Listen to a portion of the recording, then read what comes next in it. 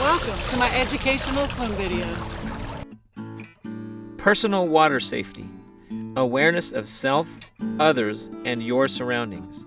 Did you know most drownings occur when people overlook following common sense and basic safety rules when they are in and/or around water? Did you know that simple, basic swimming safety skills and simple awareness or knowledge of your surroundings can allow you to have an enjoyment of a variety of water activities? This safety awareness is not only for you, but should be for those around you of all ages.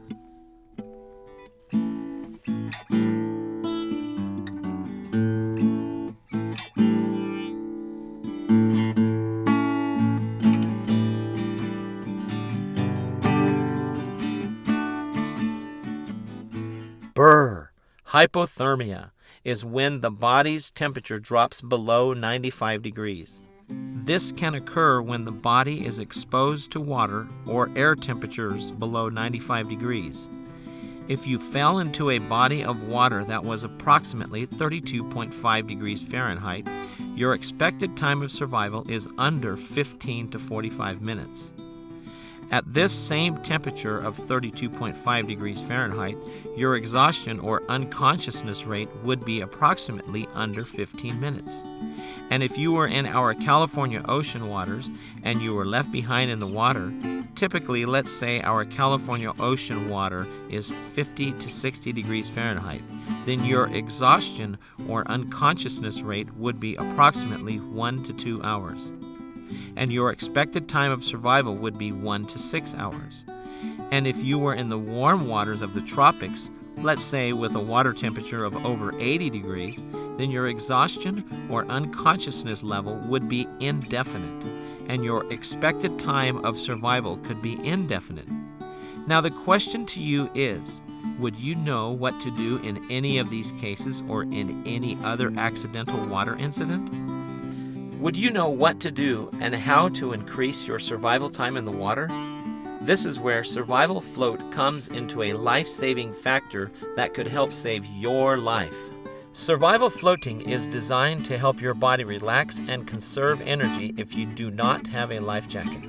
Survival floating increases your chance of survival. These are listed as jellyfish, dead man's float, or fetal position, and the back float.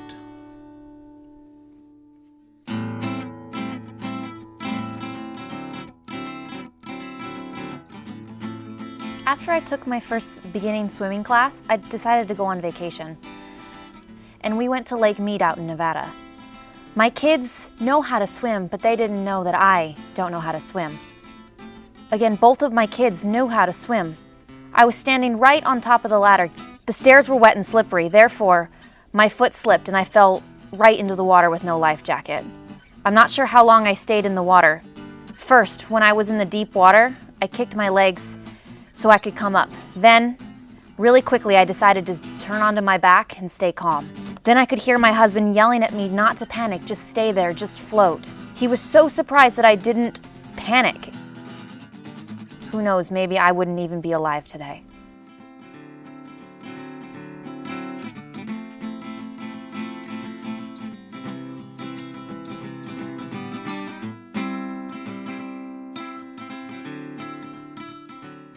As a lifeguard, survival floating is really important because it'll give lifeguards time to rescue the victim. I was a sergeant in the United States Marine Corps, and what we did in the Marine Corps was we had to be qualified because Marine is part of the water, land and sea, so we had to be qualified in the water.